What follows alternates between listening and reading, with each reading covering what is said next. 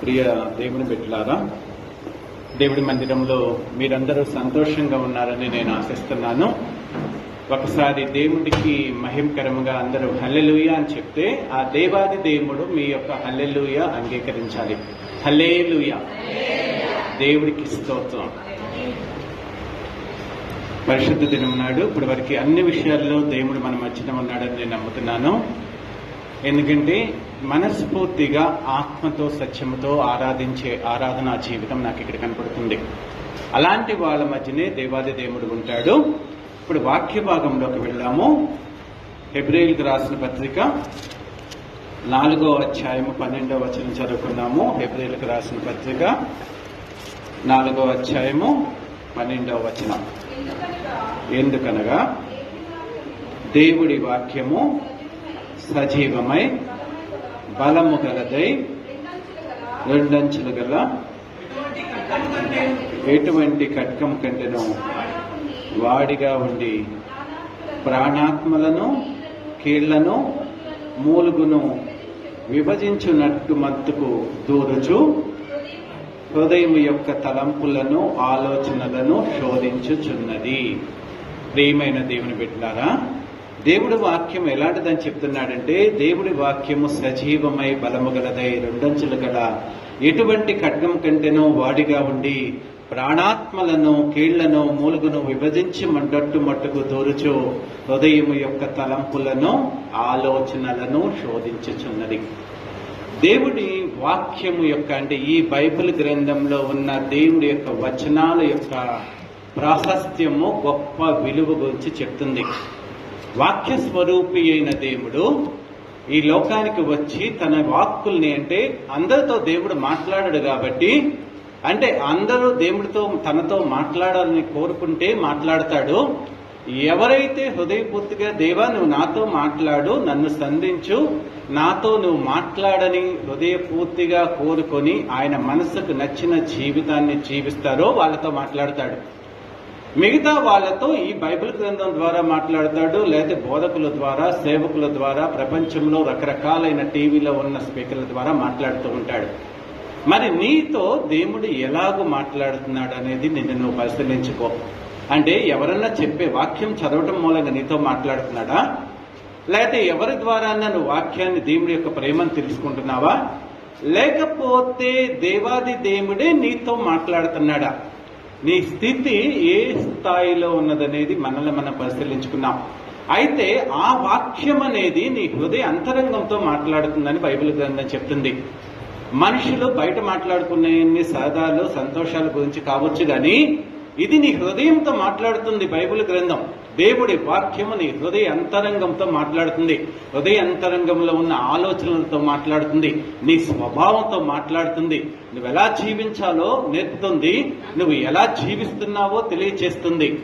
అయితే ప్రియమైన దేవుని బిడ్డలారా, అలాంటి వాక్యము యొక్క గొప్పతనం గురించి మనం తెలుసుకుందాం. దేవుడు వాక్ స్వరూపి అయి ఉన్నాడు. ఆది యందు దేవుడు తన నోటి మాట చేత సర్వ సృష్టిని సృజించినట్లుగా ఉండి ఈ లోకానికి వచ్చేటప్పటికల్లా యోహాను సువార్త 1వ అధ్యాయంలో ఏంటంటే దేవుడు వాక్యమై ఉన్నాడు అనేది మనకి ఉంటది. అంటే దేవుడు వాక్యం, ఈ పరిశుద్ధ గ్రంథంలోని వాక్యము దేవుడి స్వరూపము. దేవుడు తన పరిశుద్ధమైన ప్రవక్తల చేత పరిశుద్ధాత్మ ప్రేరేపణ చేత రాయించాడు అనేది మనకు తెలుసుకోవాలి. అంటే వాక్ స్వరూపి అయిన దేవుడు నీతో మాట్లాడుతూ ఉంటాడు. అదే ఆ వాక్యమే శరీరధారిగా కృపాచల సత్య సంపూర్ణుడిగా మన మధ్యన నివసించినంటే ఆ వాక్యమే దేవుడి ప్రియమైన కుమారుడుగా యేసుక్రీస్తు లాగా వచ్చి ఈ లోకంలో తన యొక్క దేవుడి యొక్క ప్రేమ వాక్యాన్ని ప్రపంచానికి చాటి చెప్పాడు. ఆయన చెప్పిన వాక్యమే 4 సువార్తల్లో ఉన్నది. తర్వాత ఆయన ఏర్పరచుకున్న ఆయన ప్రియమైన అపోస్తలులు పరిశుద్ధాత్మ ప్రేరేపణతో రాసిన దేవుడి యొక్క ప్రేమ దీంట్లో వివరించబడి ఉన్నది. ఈ వాక్యాన్ని చదవటం మూలంగా నీ జీవితము దేవుడికి ఇష్టమైన పాత్రలాగా మారిపోతుంది. దేవుడు నిన్ను ప్రేమించే వ్యక్తిలాగా చేస్తుంది. దేవుడి ప్రేమకు పాత్రలుగా చేస్తుంది. దేవుడి కృపా కటాక్షాలు ఆశీర్వాదాలు నీ మీద మెండుగా కురిపించడానికి ఈ దేవుడి వాక్యము ఎంతో ఉపయోగపడుతుంది అని చెప్తుంది బైబిల్ గ్రంథం. అయితే ఇక్కడికి వచ్చేటప్పటికిలా దేవుడి వాక్యం ఎలాంటిదని చెప్తున్నాడంటే బలమైనది, సజీవమైనది, ఫస్ట్ జీవం కలిగింది, బలమైనది, మరలా రెండంచులు గల వాడి అయిన ఖడ్గం కంటే గుండి నీ హృదయాన్ని శోధించేది. సజీవమైనది, బలమైనది, నీ హృదయ అంతరంగంతో మాట్లాడేది. చాలా మంది జీవితంలో తమ హృదయంలో ఉన్న ఆలోచనల్ని ఎదుటి వ్యక్తితో మాట్లాడలేరు. ఎంతకీ బాహ్యంగా ఈ లోకరీతిగా మాట్లాడుకుంటారే గాని నీ హృదయాన్ని అర్థం చేసుకొని నీతో స్నేహం చేయాలని కానీ, నీ హృదయాన్ని అర్థం చేసుకొని నీకు నచ్చినట్లుగా జీవితాన్ని జీవించాలనే బాంధవ్యాలు ప్రపంచంలో ఉండవు. ఎందుకంటే వాళ్ళకి ఎదుటి వ్యక్తికి ఒక మనసు ఉంటుందని, ఆ మనసులో కొన్ని కోరికలు ఉంటాయని, అక్కడ దేవుడు ఒక హృదయాన్ని ఉంచాడని, ఆ హృదయంలో సంతోషాన్ని కోరుకుంటారని. శారీరకమైన సంతోషం కంటే ఆత్మీయమైన నీ హృదయం సంతోషంగా ఉంటే నువ్వెంతో ఆరోగ్యంగా ఉంటావన్న సంగతి ఈ లోకంలో ఎవరికీ తెలియదు, కానీ ఒక దేవుణ్ణి నమ్ముకున్న వాళ్ళకి మాత్రమే తెలుస్తుంది. నీ శరీరానికి ఎంత ఇంపార్టెన్స్ ఇస్తాడో నీ హృదయ అంతరంగ సౌందర్యానికి కూడా దేవుడు అంతే ఇంపార్టెన్స్. బాహ్య సౌందర్యము దేవుడికి అంత అవసరం లేదు, కానీ నీ హృదయంలో దేవుడికి నచ్చినట్లుగా జీవించేటట్లుగా ఆయన నీతో మాట్లాడుతూ ఉంటాడు. ప్రతి దినము నువ్వు దేవుడిని నమ్ముకున్న తర్వాత పరలోక రాజ్యానికి వెళ్ళిపోతావు కదా. ఆ విశ్వాసము, ఆ బాప్తిసం పరలోకానికి నడిపించింది కదా. మరి ప్రతి దినము నువ్వు ఎందుకు వాక్యం చదువుకోవాలి? ప్రతి దినము దైవజనులు చెప్పే బోధ ఎందుకు వినాలి? నిరంతరము దేవుడి వాక్యంతో సాధన ఎందుకు చేయాలి అనేది మిమ్మల్ని మీరు పరిశీలించుకున్నట్లయితే అది మనల్ని పవిత్రపరిచి దేవుడికి ఇష్టమైన వ్యక్తిలాగా తీర్చిదిద్దడానికి సాధనం. ఎలాగంటే ఒక సబ్బుతో నువ్వు ఎలాగైతే స్నానం చేస్తావో, ఒక షాంపూతో ఎలాగైతే స్నానం చేసినవో శారీరకమైన అపవిత్రతను పోగొట్టుకుంటావో, వాక్యం అనేది నీ హృదయ అంతరంగంలో ఉన్న ప్రతి మలినాల్ని, దేవుడికి వ్యతిరేకమైన ప్రతి దాన్ని తీసి నేను పరిపూర్ణమైన దేవుడికి ఇష్టమైన సౌందర్యవంతులాగా తీర్చిదిద్దగలదు అన్న సత్యాన్ని తెలుసుకోవాలి. అలాంటి వాక్యాన్ని, అంటే దేవుని ప్రేమని గెలుచుకోగలిగిన వాక్యం గురించి మనం మాట్లాడుకుందాం. మనము క్రైస్తవ ఆధ్యాత్మిక జీవితంలో దేవుణ్ణి ఆరాధించడం ఇంపార్టెంటే, ప్రార్థించడము ఇంపార్టెంటే, దేవుడు నీతో ఏం మాట్లాడుతున్నాడు అనేది ఇంకా ఎక్కువ ఇంపార్టెంట్. నువ్వు దేవుడి ఘనతని, దేవుడి యొక్క గొప్పతనాన్ని కనపరుస్తూ ఉంటావు. దేవా నువ్వు గొప్పవాడని, దేవా నాకు ఈ కావాలని చెప్పేసేసి దేవుడిని బ్రతిమలాడుకుంటూ ఉంటావు. కానీ వాక్యం అంటే దేవుడు నీతో మాట్లాడుతూ ఉంటాడు, నీ జీవిత విధానం గురించి మాట్లాడుతూ ఉంటాడు. నువ్వు ఏ విషయంలో దేవుడికి నచ్చినట్లుగా జీవిస్తున్నావో మాట్లాడతాడు. ఏ విషయంలో ఆయనకి నచ్చినట్లుగా జీవించాలనేది ఆయనే నీతో మాట్లాడుతూ ఆయనకి నచ్చిన బిడ్డలుగా నేను రూపాంతరము చెందించే ప్రక్రియ ఈ వాక్యములో ఉంటుందని బైబిల్ గ్రంథం చెప్తుంది. ప్రియమైన దేవుని బిడ్డలారా, అలాంటి సజీవమైన, అలాంటి బలమైన, అలాంటి శక్తి కలిగిన వాక్యాన్ని, నీ హృదయ అంతరంగ సౌందర్యాన్ని పెంచే వాక్యం యొక్క గొప్పతనం గురించి ఈరోజు మనం మాట్లాడుకున్నాం. నువ్వు చదివే వాక్యము నీకు సంతోషాన్ని ఇస్తుందా? నీవు చదివే వాక్యము నీకు జీవింపచేస్తుందా? నీవు చదివే వాక్యము నీ అడుగుల్ని స్థిరపరుస్తుందా? నీ జీవిత గమనాన్ని మారుస్తుందా? ఇంకొక బిడ్డకి నువ్వు నీ వాక్యాన్ని చెప్పినప్పుడు ఆ బిడ్డ జీవితాన్ని నువ్వు ఆదరించగలుగుతున్నావా లేదనేది మిమ్మల్ని మీరు పరిశీలించుకోండి. కానీ వాక్యము చాలా బలమైనది, వాక్యము చాలా శక్తి కలిగినది. దేవుడి యొక్క మాట కానీ, దేవుడు బైబిల్ గ్రంథంలో ఉన్న ప్రతి వాక్యము నిన్ను ఎంతో ఉత్సాహవంతుడైన ఒక సైనికుడిలాగా, ఒక సంతోషకరమైన జీవితాన్ని జీవించే వ్యక్తిలాగా నిన్ను రూపాంతరము చెందించే ప్రక్రియ వాక్యానికి ఉన్నది అన్న సత్యాన్ని మనం తెలుసుకుందాం. బైబిల్ గ్రంథం అంతా ఈరోజు మాట్లాడుకోవద్దు, కానీ కీర్తనల గ్రంథము 119వ అధ్యాయము గురిలో ఉన్న దేవుడి వాక్యంలో ఉన్న ప్రాముఖ్యమైన ఆ ప్రాశస్త్యాన్ని మనం తెలియజేసుకుందాం. దీంట్లో చూసినప్పుడల్లా ఆ వాక్యము నిన్ను మొట్టమొదటిగా శారీరకముగా నువ్వు లోకంలో చచ్చిపోయిన స్థితిలో ఉన్న నిన్ను బ్రతికిస్తుంది అని బైబిల్ గ్రంథం చెప్తుంది. ఈ లోకంలో నువ్వు జీవిస్తూ లోకమే శాశ్వతం అనుకుని, లోకమే సంతోషం అనుకుని, లోకంలోనే జీవిస్తున్న నీకు ఆ లోకంలో ఏది లేదు అని తెలుసుకున్న దినాన ఆ వాక్యము నిన్ను బ్రతికిస్తుంది అని బైబిల్ గ్రంథంలో ఉంటది. అంటే ఆత్మీయమైన నువ్వు చనిపోయిన స్థితిలో ఉన్నప్పుడు, శారీరకంగానే అదే గొప్పదనుకొని జీవిస్తున్నప్పుడు, నీ కొరకు ఆకాశం నుంచి దేవాది దేవుడు తన ప్రియకుమారుని పంపించాడు. ఆయన నమ్ముకున్నప్పుడు నీవు నిత్యత్వంలోకి, జీవంలోకి నువ్వు ప్రవేశిస్తావు. అదే ఆత్మీయ జీవితం అని నిన్ను బ్రతికించేది దేవుడి వాక్యం అని బైబిల్ గ్రంథం చెప్తుంది. 119వ అధ్యాయం 25వ వచనం మనం చదువుకున్నట్లయితే ఒకసారి, నీ ఉపదేశ మార్గం 25వ వచనం అమ్మా, నా ప్రాణము మంటిని హత్తుకొనుచున్నది, నీ వాక్యము చేత నన్ను బ్రతికించుము. ప్రపంచంలో ప్రతి వ్యక్తి, నేను కూడా దేవుడిని నమ్ముకున్నానన్నా, మీరు కూడా నమ్ముకున్నారన్నా, ప్రపంచంలో ఏ వ్యక్తి అయినా దేవుడిని నమ్ముకున్నాడంటే దేవుని వాక్యము చేత ఆకర్షితుడై, ఆయన ప్రేమ పట్ల ఆకర్షితుడై మారిన వ్యక్తులే గాని వేరే దాని చేత ఏ వ్యక్తి క్రైస్తవురాలు కాదు. దేవుడి వాక్యము నీతో మాట్లాడినప్పుడు, నిన్ను ఆదరించినప్పుడు, నీ ప్రాణాన్ని సేద తీర్చినప్పుడు నువ్వు ఆయనకు ఆకర్షితుడివై దేవుడిని నీ దేవుడిగా నువ్వు అంగీకరించావన్న సత్యాన్ని తెలుసుకో. ఇక్కడ ఏమని చెప్తున్నాడు బైబిల్ గ్రంథంలో, నా ప్రాణము మంటిని హత్తుకొనుచున్నది అంటే, నా ప్రాణము చచ్చిన స్థితిలో ఉంది. ఈ లోక ఆకర్షణలోనూ లోకంలోనే కొట్టుకుపోతున్నప్పుడు నీ వాక్యము అంటే నీ యొక్క వాక్యము నాకు వినబడటం మూలంగా నేను జీవించే వ్యక్తిలాగా ఉన్నాను. ఇదివరకు శరీరంతో ఒక వ్యక్తి జీవిస్తున్నాడే గాని ఆత్మీయమైన జీవితాన్ని, నీ ఆత్మని ఉజ్జీవింపచేసే వాక్యము విన్నప్పుడు నీవు జీవించే వ్యక్తి. నీలో జీవం ఎక్కడుంటది? నీ ఆత్మ జీవిస్తేనే కదా ఈ లోకంలో నీ శరీరం పనిచేసేది. అంతేగాని నీ శరీరం ఆత్మ లేకపోతే ఉండదు కదా. ఈ వాక్యం అనేది నిన్ను జీవింపచేస్తుంది, బ్రతికిస్తుంది అని బైబిల్ గ్రంథం చెప్తుంది. దేవుడి వాక్యంలో ఉన్న జీవము సజీవమైనదని ఇందాక మనం చెప్పుకున్నాము. సజీవమైనది, బలమైనది. నీ హృదయాన్ని పరిశోధించే దాంట్లో ఇది సజీవమైనది, నిన్ను బ్రతికించేది. అదే మళ్ళీ 50వ వచనం చదువుకున్నట్లయితే, నీ వాక్యము నన్ను బ్రతికించి ఉన్నది, నా బాధలో ఇదే నాకు నెమ్మది కలిగించుచున్నది. దేవుడు వాక్యము నిన్ను బ్రతికిస్తుంది, జీవింపచేస్తుంది. నీ బాధల్లో ఉన్నప్పుడు అది నీకు నెమ్మదిని కలిగిస్తుంది.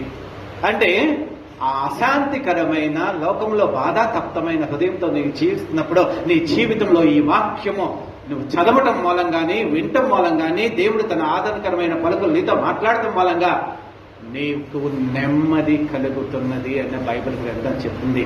అదేం చేస్తుంది? మొట్టమొదటిగా నిన్ను జీవింపచేస్తుంది, నీలో నీ హృదయానికి నెమ్మదిని కలగచేస్తుంది అనేది ఫస్ట్గా తెలుసుకోండి. అంటే 25వ వచనం కానీ 50వ వచనం కానీ అది నిన్ను మొట్టమొదటిగా నీ జీవితాన్ని బ్రతికింపచేసి యేసు క్రీస్తుని నీ నిజమైన దేవుడని నమ్మేటట్లుగా నీ యొక్క జీవిత విధానంలో సమూలమైన మార్పును తీసుకొచ్చి ఆయన నీ దేవుడుగా నువ్వు అంగీకరిస్తావు అన్న సత్యాన్ని తెలుసుకోండి. మరి రెండోదిగా చూసినట్లయితే 28వ వచనం ఒకసారి చదువుకుందాము. నా ప్రాణము నీరైపోయెను, నీ వాక్యము చేత నన్ను స్థిరపరచము. రెండోది ఏం చేస్తుందంటే, మొట్టది నిన్ను బ్రతికించి నీ జీవితంలో నెమ్మది కలగజేస్తుంది. ఆయనే నిజమైన దేవుడని ఎప్పుడైతే నమ్ముకున్నావో నువ్వు బ్రతుకుతావు ఆత్మీయంగా. రెండోది, వ్యసనముల చేత నీ ప్రాణము నీరైపోయి ఉన్నది.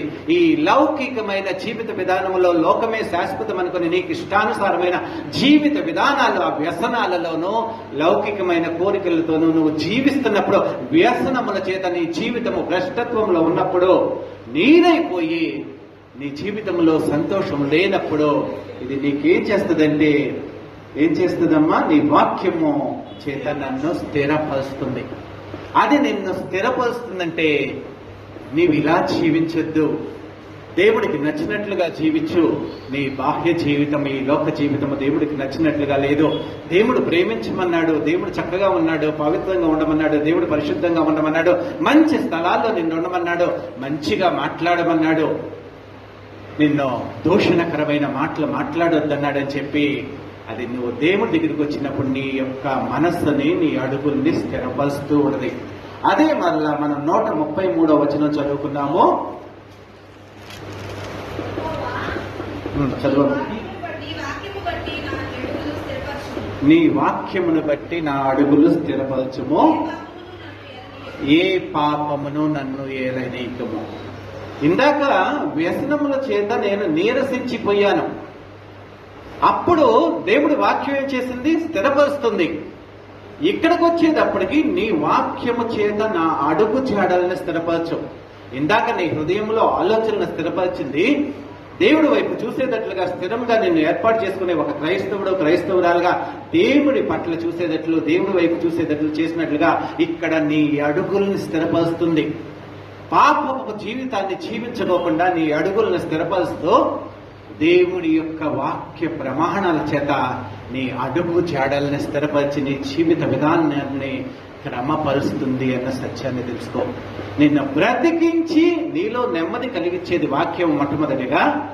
రెండోది, నీలో వ్యసనాల చేత, నీలో లౌకికమైన ఆకర్షణ చేత, లోక జీవితంలో దాంట్లోనే నువ్వు మునిగి నీరు కారిపోయినప్పుడు నీ అడుగుల్ని స్థిరపరిచేటట్లుగా ఈ వాక్యము నీతో మాట్లాడి నీ అడుగు చాడల్ని స్థిరపరిచి పాపపు జోలికి వెళ్ళకోకుండా, పాపం చేసేటట్లుగా నీ అడుగు చాడలు అటువైపు వెళ్ళకోకుండా నిన్ను స్థిరపరిచి దేవుడి మార్గంలో నిలబెట్టేటట్లుగా ఆ దేవుడికి వాక్యానికి శక్తి ఉంది. సజీవమైనది, బలమైనదంటే అంతటి శక్తి నీ అడుగు జాడల్ని క్రమపరిచి మంచి జీవిత విధానంలో జీవించేటట్లుగా దేవుడు తన వాక్యము చేత నిన్ను మార్చి నీ అడుగులను స్థిరపరిచి నీ జీవితంలో పాపాన్ని ఏలనివ్వకుండా పరిశుద్ధమైన వ్యక్తిలాగా నువ్వు జీవించేటట్లుగా నిన్ను నడిపించగలిగే శక్తి ఈ దేవుడి వాక్యానికి, దేవుడి నోటి నుంచి వచ్చే మాటకి బలం ఉన్నదన్న సత్యాన్ని మీరు తెలుసుకోవాలి.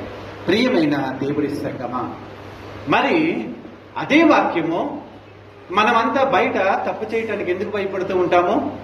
అయ్యో మేము దేవుణ్ణి నమ్ముకున్నాం కదా, లోకంలో ఉన్నప్పుడు ఇష్టానుసారంగా ఉన్నాము, ఇప్పుడు చేస్తే ఇంట్లో వాళ్ళు అయ్యో నువ్వు క్రైస్తవుడు కదా, తప్పు చేస్తున్నావేంటని అడుగుతారు.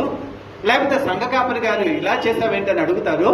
లేకపోతే దేవుడు నన్ను దృష్టించినప్పుడు నాకు నచ్చని జీవితం జీవిస్తున్నావేంటనేది ఒక్క విధమైన హృదయ అంతరంగంలో నీకు భయము ఉండటం చేత నువ్వు దేవుడి పట్ల భయము, భక్తితో నీ ఆత్మీయ జీవితాన్ని కొనసాగించడానికి ప్రయత్నం చేస్తావు.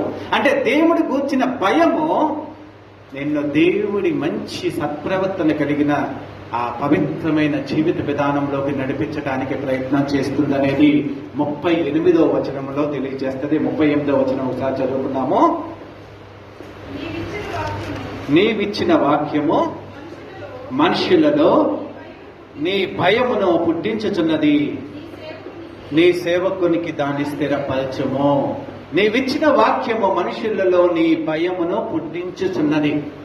ఎవరైతే దేవుణ్ణి నమ్ముకున్నారో వాళ్ళు గబుక్కుని అబద్ధం ఆడుతూ ఉంటారు. సహజంగా అబద్ధాలు చాలా మంది ఆడతారు. కానీ నువ్వు దేవుడు బిడ్డగా వెంటనే దేవుడు ఏమంటాడంటే, అయ్యో అబద్ధం ఆడగాకు, నేను ఆడొద్దన్నాను కదా.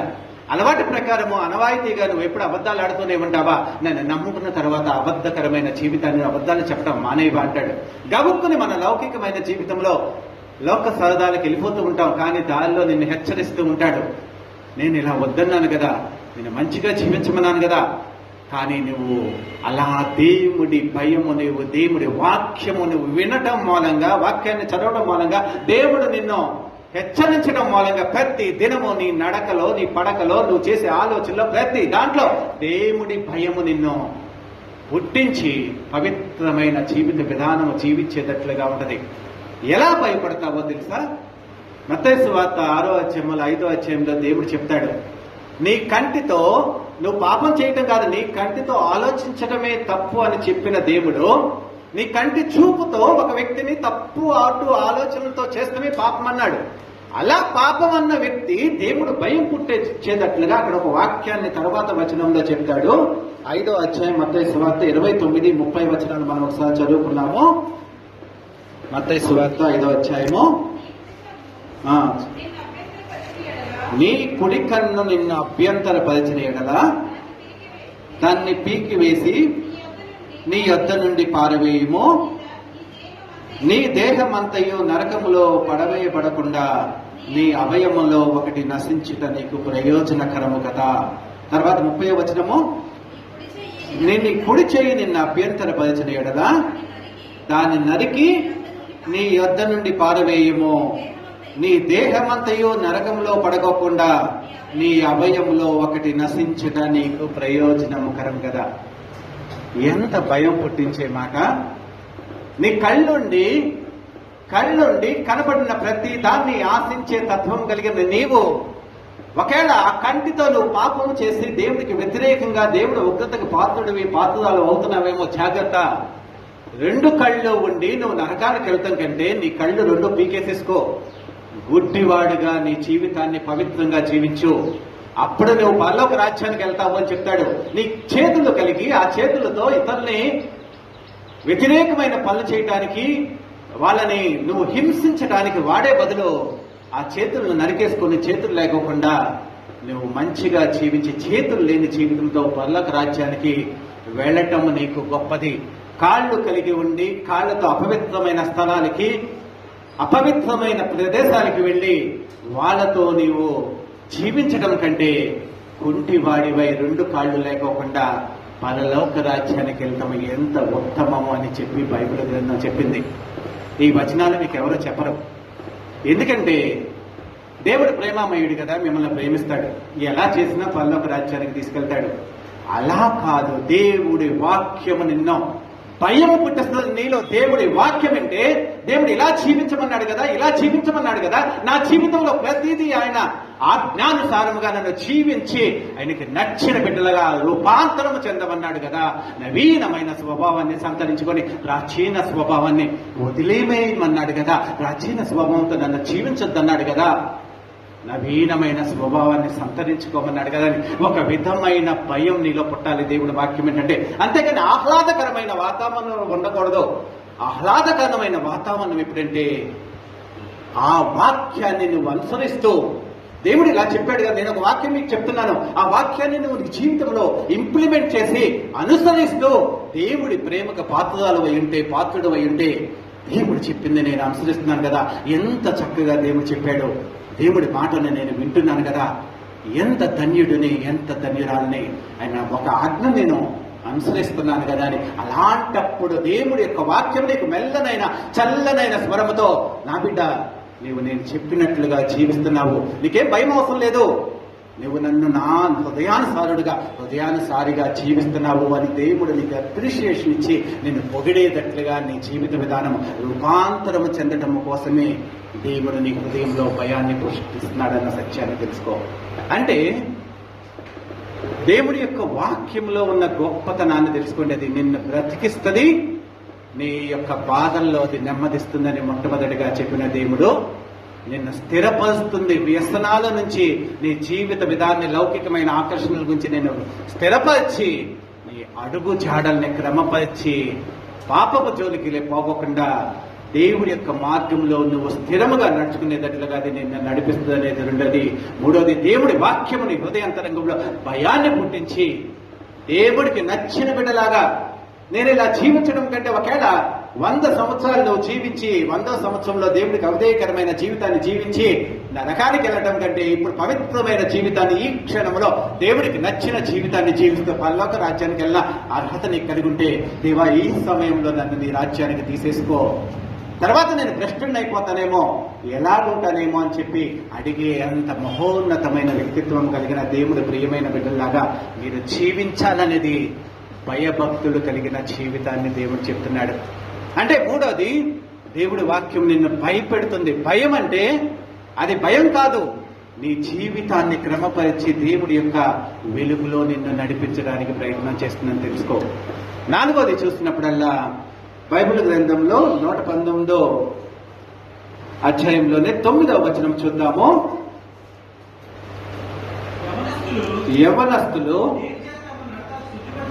దేని చేత తమ నడతను శుద్ధి చేసుకుంటారు. ఒక యువకుడు అంటే చర్చికి వస్తున్న వీళ్ళకి సండే స్కూల్ నుంచి ఎలా మంచిగా జీవించాలని మీరంతా చెబుతూ దేవుడి యొక్క పదాజ్ఞలను చెప్పి, యేసుక్రీస్తు ప్రేమమయుడు, యేసుక్రీస్తు క్షమించమన్నాడు, ఇతరులు నిన్ను కొట్టినా గానీ వాళ్ళని ద్వేషించుకోకుండా వాళ్ళని ప్రేమగా ఆదరించమని చెప్పాడు. కాబట్టి మీ జీవిత విధానము దేవుడు ఒక విధంగా చిన్నప్పటి నుంచి దేవుడి వాక్యపు వెలుగులో మంచిగా జీవించేటట్లుగా మిమ్మల్ని ఉంచొచ్చు కానీ లోకములో ఉన్న యవ్వనులతో దేవుడు మాట్లాడుతున్నాడు. ఎలాంటంటే యవ్వనులు దేని చేత తమ నడతను శుద్ధిపరచుకుంటారు. యవ్వనులు ఎంత విచ్చలవిడి జీవితమో తెలుసా? ఈ లోకంలో వాళ్ళు విపరీతమైన అహంకారంతో విర్రవీగిన స్వభావంతో, అంటే తమ తల్లిదండ్రులు వాళ్ళకిచ్చిన, అంటే వాళ్ళు ఎలాగైతే లోకంలో అతిశయిస్తూ ఉంటారో, గర్విస్తూ ఉంటారో, పొగరబోతుతనంతో ఇతరుల్ని కించపరుస్తూ, అగౌరవపరుస్తూ, వీరే గొప్పగా అతిశయిస్తూ ఉన్నతమైన అతిశయంతో మిడిసి పడుతూ ఉంటారో, అలా మిడిసి పడుతున్న వాళ్ళకి దేవుడు చెప్తున్నాడంటే, మీ నడతల్ని ఎలా శుద్ధీకరించుకుంటారు, ఎలా క్రమపరుచుకుంటారు, ఎలాంటి మంచి జీవితాన్ని మీరు కలిగి ఉంటారు అని అడుగుతూ ఆయన కింద తర్వాత సమాధానం, నీ వాక్యమును బట్టి దానిని జాగ్రత్తగా చూసుకునేటప్పుడు చేతనే కదా అన్నాడు. నీ వాక్యాన్ని చదవటం మూలంగా, ఆ చదివినప్పుడు అర్థంలో చూసుకున్నట్టు నీ జీవిత విధానాన్ని వాక్యంతో కంపేర్ చేసుకొని చూసుకున్నప్పుడు దానికి నచ్చినట్లుగా నువ్వు జీవిస్తున్నావా లేదా నీ జీవితంలో నువ్వు తెలుసుకుంటావు. ఆ తెలుసుకోవటం మూలంగా నీవు నీ నడతని దేవుడికి నచ్చిన జీవిత విధానంలో జీవిస్తావు. అది దేవుడి వాక్యం యొక్క గొప్ప విలువ. అంటే నీ జీవిత విధానాన్ని క్రమపరిచేటట్లుగా దేవుడి వాక్యం ఉండదు. నీ జీవిత విధానాన్ని నిన్ను శుద్ధీకరించి పవిత్రమైన వ్యక్తిలాగా ఈ వాక్యము యవ్వనుల్ని మారుస్తుంది అని బైబిల్ గ్రంథం చెప్తుంది. లోకంలో యవ్వనుల్ని, యూత్ని ఏ ప్రపంచంలో ఎవ్వరు ఏ వ్యక్తి ఏమంటారు కానీ ఎవ్వరూ మార్చలేదు. కానీ దేవుడి యొక్క వాక్యము వాళ్ళ జీవితాల్లో, వాళ్ళ హృదయ అంతరంగంలో శోధించి పరిశోధించి వాళ్ళలో ఉన్న ప్రతి తప్పును తీసుకొచ్చి వినయము, విధేయత, నమ్రత, క్షమా గుణము, పవిత్రత, పరిశుద్ధత, ప్రేమించే గుణం, ఇలాంటి దేవుడి యొక్క గుణాన్ని ఆయుధాలుగా కలిగి ఉండి జీవించమని బోధిస్తూ వాళ్ళ నడతల్ని శుద్ధీకరిస్తుంది అన్న సత్యాన్ని తెలుసుకోండి. అదే మళ్ళీ 11వ వచనంలో మనందరము క్రైస్తవ జాతి మొత్తము ఎలా జీవిస్తారో, ఎలా జీవించాలని దేవుడు వాక్యం ఆదేశిస్తుందో 11వ వచనం చదువుకున్నాము. నీ ఎదుట నేను పాపం చేయకుండానట్లు నా హృదయంలో నీ వాక్యము ఉంచుకొని ఉన్నాను. వాక్యము ఎంత బలం కలిగిందో తెలుసా, ఎంత జీవం కలిగిందో తెలుసా. నీ హృదయ అంతరంగంలో దేవుడి వాక్యాన్ని నువ్వు ఎప్పుడైతే ఉంచుకుంటావో పాపం అనేది నిన్ను ఏలనేదు. పాపం అనేది నీ దరిదాపులకు కూడా దేవుడికి వ్యతిరేకమైన జీవిత విధానం నీ దగ్గరికి రావడానికే లేదు. ఎందుకంటే దేవుడి స్వరూపమైన ఆ వాక్యాన్ని నీ హృదయ అంతరంగంలో లిఖించుకొని దాని ప్రకారం జీవించడానికి దేవుడికి నీ హృదయాన్ని ఇచ్చి ఆయన్ని ఆలయంగా పెట్టుకొని నీ హృదయానికి యజమానిగా ఆయన పుచ్చుకొని నడుస్తున్నావు. ఎటువంటి పాపము నీ దరిదాపులకు రాకుండా పవిత్రమైన వ్యక్తిలాగా జీవించేటట్లుగా నేను జీవించేస్తుంది. అంటే వాక్యాన్ని నీ హృదయ అంతరంగంలో ఏ వ్యక్తి అయితే ఉంచుకుంటాడో, చదువుకున్న ప్రతిదీ కంఠోపాఠం చేసి హృదయ అంతరంగంలో దేవుడి వాక్యాన్ని లిఖించుకొని దానిని మననం చేసుకుంటూ దివారాత్రాలు దాన్ని ధ్యానిస్తూ ఉంటే ఆ ధ్యానము నిన్ను పవిత్రమైన వ్యక్తిలాగా, దేవుడి వాక్యానుసారమైన వ్యక్తిలాగా జీవించడానికి నీ జీవిత విధానాన్ని క్రమపరిచి దేవుడికి నచ్చిన బిడ్డలాగా నిన్ను రూపాంతరం చెందిస్తూ దేవుడి ప్రేమతో పాత్రుడుగా దేవుడి ఆకాశం నుంచి దిగి వచ్చి నీ హృదయంతరంగంలో నివసించి నిన్ను నడిపించేటట్లుగా నీవు ఆయనకు అవకాశం ఇచ్చి నీ జీవితాన్ని దేవుడికి ఇష్టమైన సాధనముగా అలంకరించుకోమని చెప్తున్నాడు. అంటే నేను పాపం చేయకుండా ఎలాగుంటానంటే, ప్రపంచంలో ఏ వ్యక్తి అయినా పాపం చేయలేకుండా ఉన్నాడంటే నీ వాక్యాన్ని, దేవుడిచ్చిన వాక్యాన్ని హృదయ అంతరంగంలో ఏ వ్యక్తి అయితే ఉంటాడో, పదముల మీద కాదు, చెవులతో వింటం కాదు, బైబుల్ పట్టుకొని రావడం కాదు, గోడల మీద రాసుకోవడం కాదు, నీ ఇంట్లో వాల్ పోస్టులు పెట్టుకొని 10 మందికి చెప్పడం కాదు, కానీ నీ హృదయంలో వాటిని మనం మెడలో అయితే కంఠ భూషణంగా ధరించుకుంటామో, ఎలా అయితే హారంగా ధరించుకుంటామో, ఎలాగైతే మంచి మంచి వస్త్రాలను ధరించి ఎదుటికి వ్యక్తులకి కనపడుతూ చక్కగా అందంగా కనపడతామో, నీ హృదయ అంతరంగంలో దేవుడి వాక్యము చేత నింపబడితే పాపం అనేది నీ దరిదాపులకు కాదు కదా, సైతానుడు కాదు కదా, దేవుడున్న పరిసర ప్రాంతాల్లోకి ఎటువంటి అపవిత్రత కానీ జీవితము రాకోకుండా దేవుడు నిన్ను సరౌండ్ చేస్తూ కాపాడుతూ నీకు కవచంలాగా ఉండి నిన్ను నడిపిస్తూ ఉంటాడు. అది దేవుడి వాక్యంలో ఉన్న గొప్ప ప్రాశస్త్యము అన్న సత్యాన్ని తెలుసుకో. ప్రియమైన దేవుని బిడ్డలారా, నిన్ను బ్రతికించేది దేవుడి వాక్యము, నీ జీవితంలో నెమ్మదినిచ్చేది దేవుడి వాక్యము, నీ అడుగుల్ని స్థిరపరిచి పాపాన్ని నిన్ను ఏలనివ్వకుండా చేసేది దేవుడి వాక్యము. దేవుడి వాక్యము నీలో భయం పుట్టించి పాపం చేయకుండా కంట్రోల్ చేస్తుంది. యవ్వనుల్ని దేవుడి వాక్యము శుద్ధీకరించి దేవుడికి నడతల్ని క్రియేట్ చేస్తుంది. మనమంతా కలిసి దేవుడి క్రైస్తవులుగా ప్రపంచంలో ఉన్న సార్వత్రిక సంఘంలో ఉన్న ప్రతి వ్యక్తి, ఏ వ్యక్తి అయితే వాక్యాన్ని తమ హృదయ అంతరంగంలో లిఖించుకొని దానిని దేవుణ్ణి ప్రేమించినట్లుగా దేవుడు ఎలాగో నువ్వు కనపడ్డా కాబట్టి ఆ వాక్యానుసారంగా నీ హృదయాంతరంగంలో లిఖించుకుంటే దేవుడే నిన్ను ప్రేమించినట్లుగా ఆయనే నీకు ప్రియుడు లేక నువ్వు ఒప్పుకున్నట్లన్న సత్యాన్ని తెలుసుకో. మరలా ఆరోదిగా చూసినట్లయితే 105వ వచనం చదువుకున్నాము. 119వ అధ్యాయం నీ వాక్యము నా పాదములకు దీపమును నా త్రోవకు. ఒక క్రైస్తవుడిగా నీ ఆధ్యాత్మిక జీవితంలో ప్రతి అడుగు వేయాలంటే నీ పాదాలకి అది దీపంలాగా ఉండాలి. నీ ఆత్మీయ జీవితంలో, లౌకికమైన జీవితంలో నీ ఇష్టానుసారంగా జీవించావు. ఎప్పుడైతే నువ్వు క్రైస్తవుడిగా రూపాంతరం చెందావో ఆ క్షణం నుంచి నీ ప్రతి అడుగు ముందు వాక్యాన్ని దీపంగా పెట్టుకొని నువ్వు నడవాలి. వాక్యానుసారమైన జీవితాన్ని నువ్వు జీవించాలి. నీ అడుగులు కూడా, నువ్వు వేసే ప్రతి అడుగు కూడా వాక్యము దీపములాగా నీ ముందు వెలుగులాగా ఉండి అది నిన్ను నడిపిస్తూ నీ ఆత్మీయ జీవితాన్ని జీవించాలనే చెప్తుంది. అది వాక్యములో ఉన్న గొప్పతనం. ఆత్మీయ జీవితంలో నీ వాక్యము నా పాదములకు దీపమును నా త్రోవకు వెలుగు. నీవు దేవుడి వాక్యాన్ని నీ పాదాలకు దీపంగా పెట్టుకో. నువ్వు వెళ్ళే ప్రతి త్రోవలో, వెళ్ళే ప్రతి మార్గంలో, ఆఫీస్ కావచ్చు, ఎక్కడికైనా ప్రపంచంలో 4 మూలల నువ్వు ఎక్కడికి వెళ్ళినా కానీ నీ త్రోవలో అది వెలుగుగా ఉండి వెలుగుమయమైన జీవితంలో నువ్వు నడిచేటట్లుగా నీ మార్గాల్ని సుగమం చేస్తూ దేవుడి వాక్యము, దేవుడు నీకంటే ముందు వెళ్ళిపోయి ఆ వెలుగు ప్రసరించి చీకటిని పారద్రోలి నీ జీవితంలో సంతోషముగా, ఆనందంగా, ఆశీర్వదించబడేటట్లుగా ఉండేటట్లుగా చేస్తుందన్న సత్యాన్ని తెలుసుకోండి. దేవుడి వాక్యపు విలువ మీకు తెలియదు. వాక్యము విలువ తెలియనందు వల్ల మాత్రమే మనం సాధారణమైన విశ్వాసంలాగా ఉన్నాం.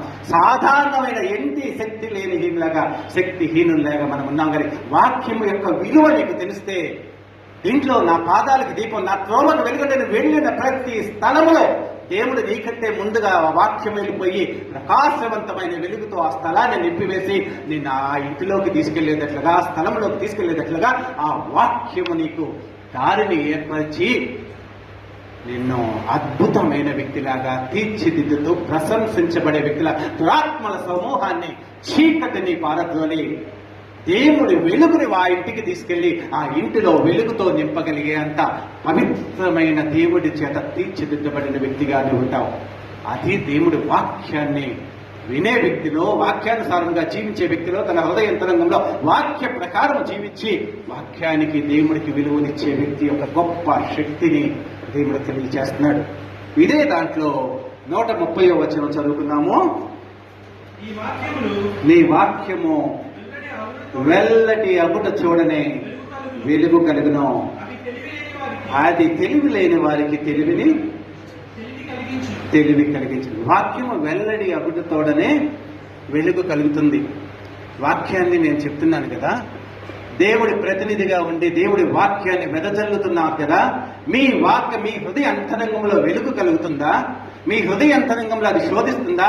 ప్రాణాత్మలను, కీళ్లని, మూలుగును విభజించినట్టు మట్టుకు వెళుతూ నీ హృదయ అంతరంగంలో నీ ఆలోచనని, తలంపులను అది శోధిస్తుందా? నిన్ను పవిత్రపరుస్తుందా లేదనేది నిన్ను నువ్వు పరిశీలించుకో. నీ తెలివినిస్తుంది.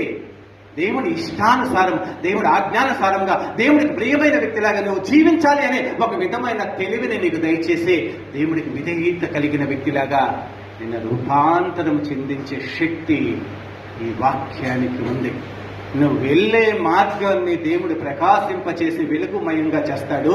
నువ్వు వెళ్ళే ఇంటిని వెలుగుమయంగా చేస్తాడు. నువ్వు చేసే ఆఫీసుని వెలుగుమయంలాగా చేసి దేవుడు ఆ పరిసర ప్రాంతాలంతా తన సరౌండింగ్స్ తో తన ఆధీనంలోకి తీసుకొని నీకు మహిమ కలిగేటట్లు, నీకు ఘనత కలిగేటట్లు, తన బిడ్డ ఎవరైతే వాక్యాన్ని తమ హృదయ అంతరంగంలో ఉంచుకున్నారో ఆ స్థలంలో కనపరిచేటట్లుగా నీకు దీపంలాగా, నీ త్రోవలో వెలుగులాగా ఉండే ఆ దేవుడి వాక్యాన్ని మనం ఎలా చదువుతున్నామో అది నీ అడుగులను స్థిరపరుస్తుంది కదా.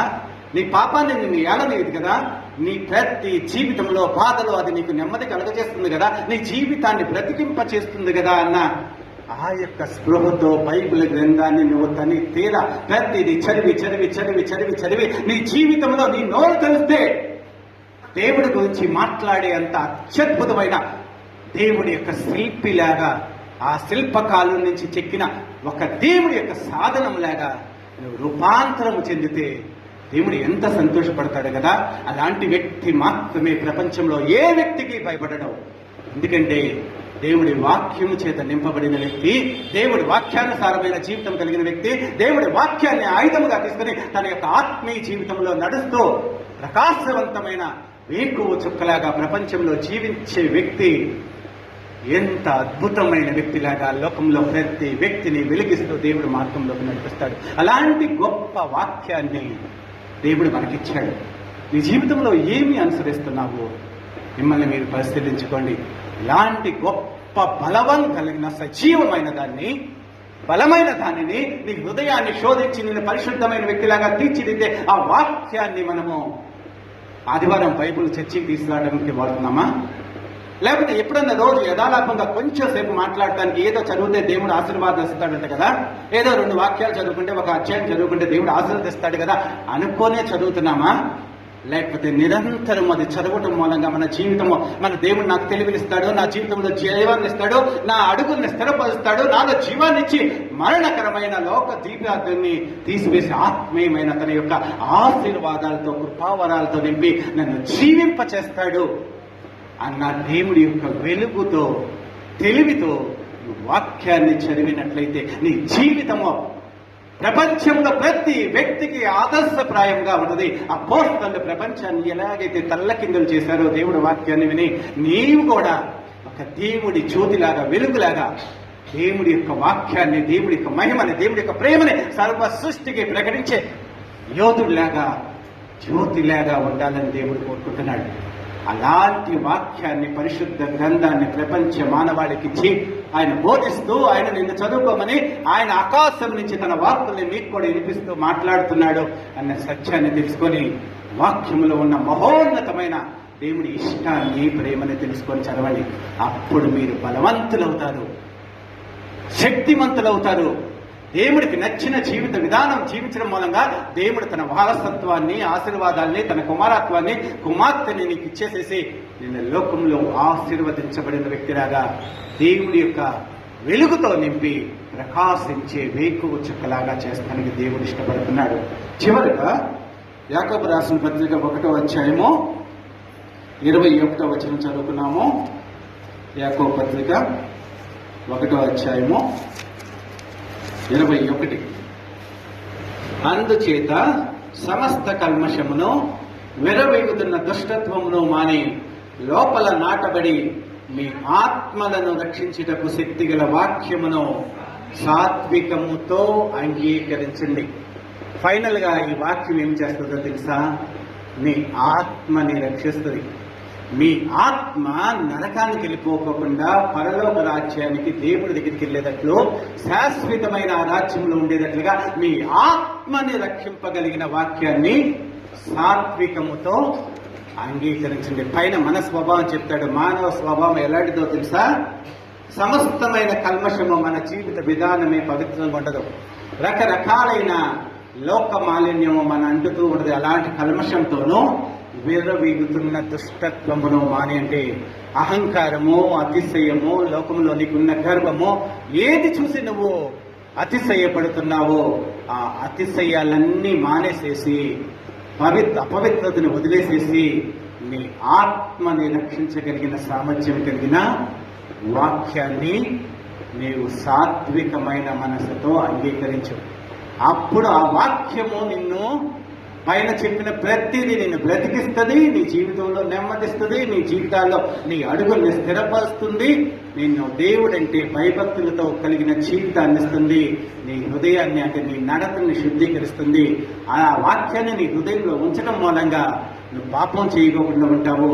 నీ యొక్క పాదాలకి దీపంగా ఉంటుంది, నీ త్రోవలో వెలుగుగా ఉంటుంది, నీకు తెలివిని దేవుడిస్తాడు. చివరికి నీ యొక్క ఆత్మని రక్షించడానికి కావలసిన శక్తి కలిగిన వాక్యం. ఇలాంటి వాక్యాన్ని ప్రపంచంలో ప్రతి వ్యక్తికి ఇచ్చాడు దేవుడు. ఒక్క వ్యక్తికే కాదు, అది నాకే కాదు, పాస్టర్ గారికే కాదు, మీకే కాదు, ప్రపంచంలో ఉన్న ప్రతి వ్యక్తికి ప్రేమించి ఆకాశం నుంచే దేవాది దేవుడు తన ప్రియకుమార్ని ఈ లోకానికి పంపించి మీ కొరకు సిలువలో చనిపోయి ఆయన చిందించిన రక్తము ద్వారా మీకు విమోచన ఉంది, ఆయనే మార్గము, ఆయనే జీవము, ఆయనే సత్యమని తెలియజేసి తన పరిశుద్ధమైన వాక్యాన్ని ప్రపంచ మానవాడికి బైబిల్ రూపంలో ఇచ్చి చదువుకొని దీని ద్వారా నీ జీవితంలో మేలు పొందు, ఆశీర్వదించబడు, శక్తితో ఉండు, బలముతో ఉండు, నీ హృదయ అంతరంగాన్ని పరిశుద్ధపరచుకొని సర్వ మానవాళికి చెప్తున్నాడు. ప్రియమైన సంగమా, ఆ దేవుడు నీకు వాక్యాన్ని ఇచ్చాడు. నీ జీవితంలో నేను చెప్పినట్లు, అంటే దేవుడు చెప్పిన బైబిల్లో నుంచి చెప్పినట్లు ఏదైనా నీకు ఫలభరితముగా ఉన్నట్లయితే అలాంటి వాక్యాన్ని సాత్వికమైన మనసుతో అంగీకరించి దాన్ని అనుసరించడానికి ప్రయత్నించండి. దేవుడు తన కృపని, తన కాపుదలని, తన పరిశుద్ధాత్మ శక్తిని ఇచ్చి తనకి నచ్చినట్లుగా జీవించేటట్లుగా తన కృపని మీకు సమృద్ధిగా అనుగ్రహించును గాక. ఆమేన్, ఆమేన్.